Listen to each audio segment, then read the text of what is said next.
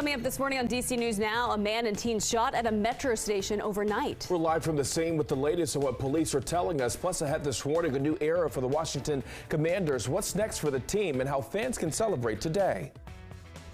And we are drying out after the storms earlier this morning. Just a few lingering showers across southern Maryland at this point. And later on today, we're also going to be tracking partly sun-filled skies and highs right around 90. All latest details coming up. In Hagerstown, unveiling the name of the brand new baseball team. We'll introduce you to the flying boxcars next. The station covering all of the DMV. This is DC News Now.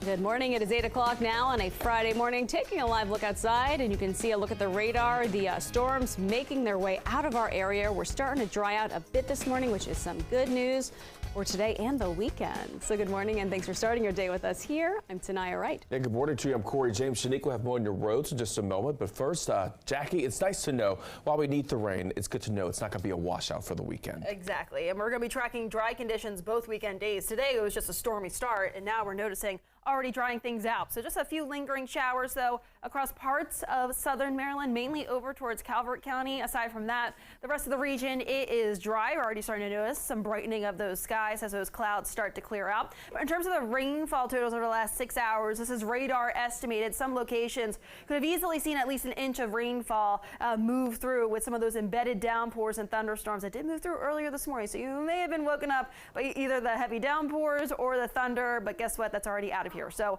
cold front continues to clear the region. Behind it, we'll see that lower humidity settling in this afternoon, along with that partial clearing of those skies. Temperatures right now 60s and 70s, currently 71 in DC, mid 60s Hagerstown, and we'll see those temperatures climbing back into the upper 80s to low 90s later on today. I'll have more details. I'll get towards that weekend forecast coming up. Shanika's here with the latest on your Friday morning commute. How's it looking? All right, so we are seeing another crash out there along 66 heading east right before the Beltway. This is right near Nutley Street, and it looks like an overturned vehicle. Can't really see. This is not the best traffic camera, but let's flip over to the maps. Nonetheless, you're seeing delays here right there at the Beltway. Looking at the mixing bowl, you're all pretty much clear. You'll see some interloop delays, though. 95 remains a problem in Dale City heading southbound right near Dale Boulevard. That crash, though, was moved to the right. We're seeing topside delays out of the outer loop stretch, and that is past Connecticut Avenue. Thank you, Shanika. Your time right now is 8:02 on a Friday. Let's take a look at your Know and Go headlines this morning. Commanders fans are getting ready for a pep rally today. NFL owners voted to approve the sale of the franchise to the Josh Harris ownership group yesterday. The league also announced previous owner Dan Snyder was fined $60 million after a sexual harassment and financial misconduct investigation. The Prioritizing Public Safety Emergency Amendment Act is now law in the district. Mayor Bowser signed the bill yesterday. She says the bill will allow judges to keep suspected criminals in jail before trial if they've been convicted of a violent crime. And Frederick, Maryland is getting some upgrades. The National Capital Region Transportation Planning Board approved the funding to expand a trail network and put in a restroom area. Officials say that project would cost over $500,000 and could take years to complete.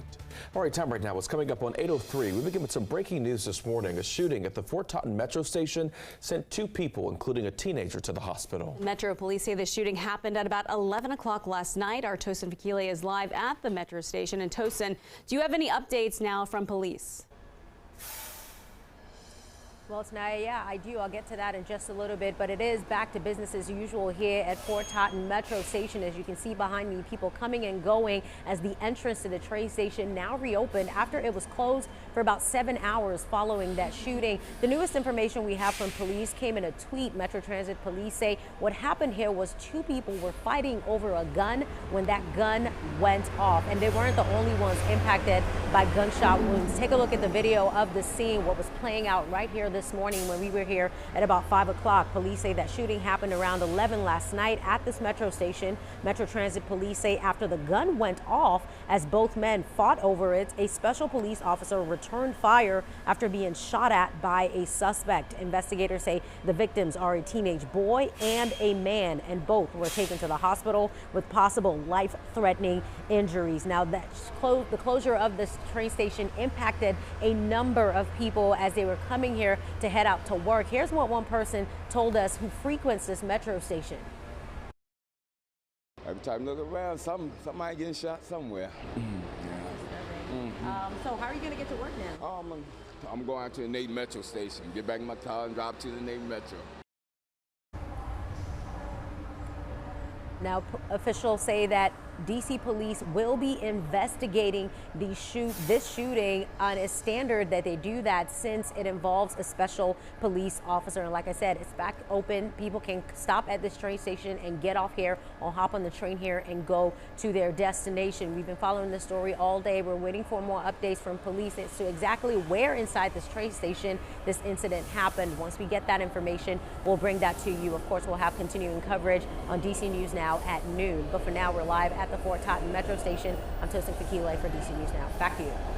Thank you, Tosin. Meantime, we are learning more about a stabbing that happened on the Green Line Metro train. Now, Metro Transit police say that this happened yesterday between the Waterfront and Anacostia Station. Officials say their initial findings show that this happened when a female bystander intervened in a domestic assault between a man and his girlfriend. They say when the man moved towards the bystander, she stabbed him. That man was arrested on domestic assault charges and taken to the hospital with non-life-threatening injuries. The female bystander has also been detained.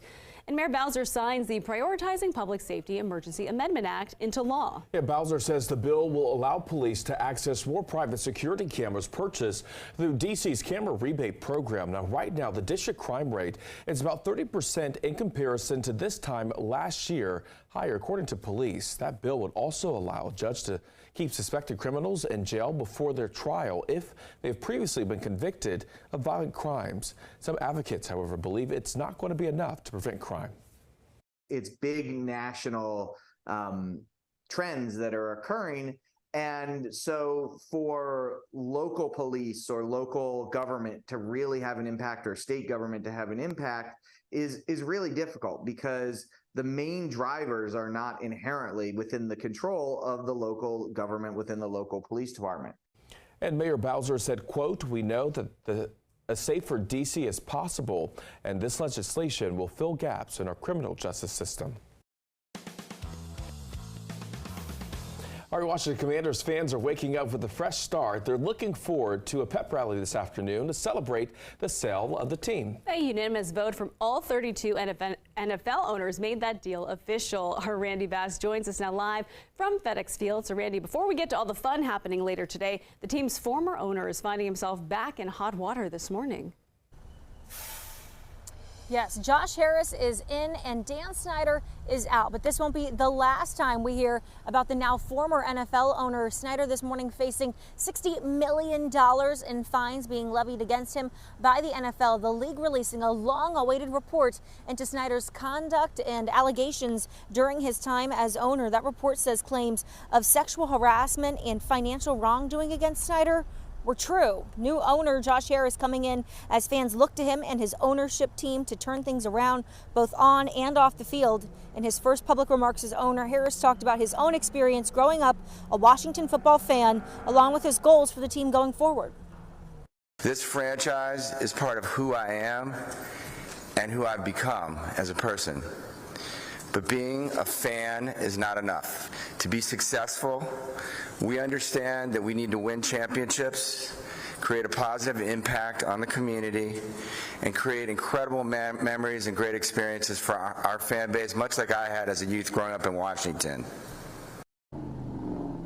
Harris also thanking NFL Commissioner Roger Goodell yesterday during his remarks, saying he wouldn't let him down as the new owner of the team. As for what's next for the Commanders later today, people are expected to pour into the stadium here at FedEx Field for a new celebration of this new era of Washington football. All that and more in our next live report coming up on DC News Now. At FedEx Field, I'm Randy Bass. Back to you.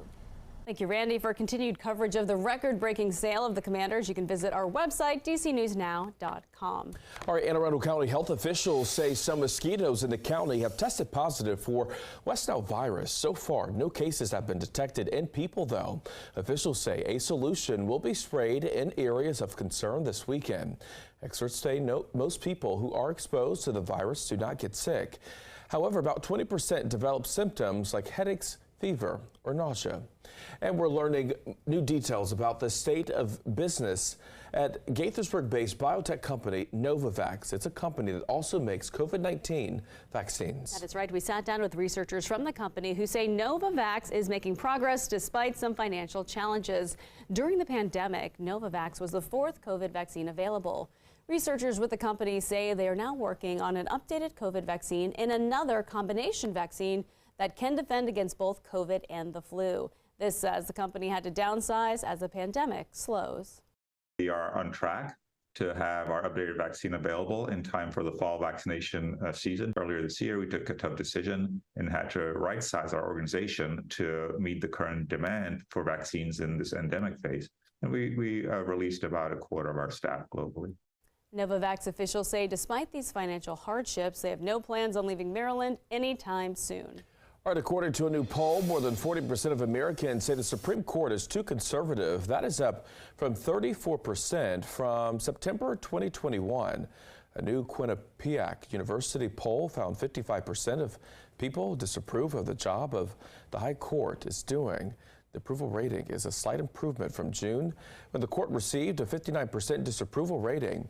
Meantime, 70% of Americans think the Supreme Court justices are too influenced by politics. All right, Capitol Hill this morning, congressional Democrats want to beef up oversight at the Supreme Court. They advanced a bill yesterday that would see some strict changes. Now, this comes after recent revelations about donor-funded trips by justices.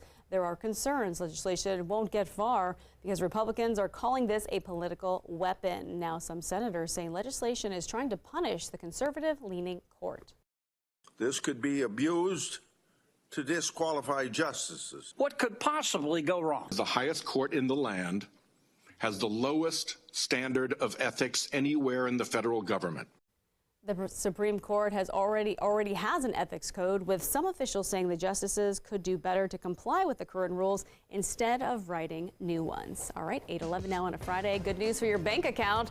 Money could soon be coming to you faster. Yeah, look at the new payment service through the Federal Reserve, plus what Metro riders need to know ahead of the 4 Green Line stations that are closing tomorrow. But first, a live look outside this morning. Jackie, the rain is making its way out of our area. Look at this. We can see some sunshine. Yeah, so we have to trade in the umbrellas for the sunglasses now. We'll see that partial clearing continuing through the day today. And also high temperatures, upper 80s to right about 90, but this will be behind a cold front, so I'll be ushering in some lower humidity. So it will be a comfortable 90 degrees at least. Later on today, I'll have more details coming up right after the break.